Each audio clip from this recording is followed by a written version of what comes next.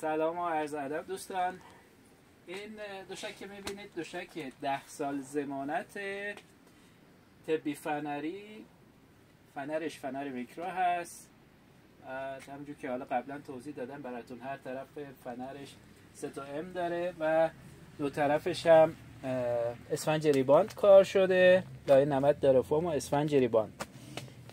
این دوشک جز یکی از حالا بهترین دوشک ها هست تو طبی فنری های فنر متصل، جز بهترین دوشک ها میشه، چون هم فنرش فنر میکرو هست، همین که اسفنج ریباند روش کار شده، تحمل وزنش هم بالای 100 کیلو میشه. یعنی این دوشک محدودیت وزنی نداره.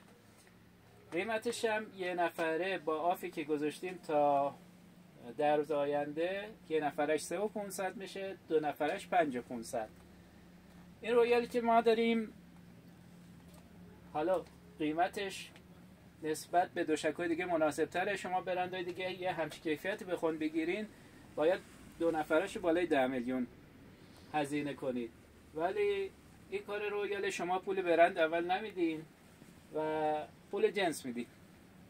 و چیزی هم که هست، ما دست اول از کارخونه میاریم دیگه، دست واسطه نمیافتی که بخواد دو سه دست بگرده، هر کی بخواد 10% 20% روش سود بکشه. به خاطر همین دوشکی که تو برنده دیگه شما بالای 10 میلیون باید هزینه کنید، اینجا با 5 میلیون و 500 دو نفره و 3 میلیون و 500 یک نفرش رو میتونید بگیرید.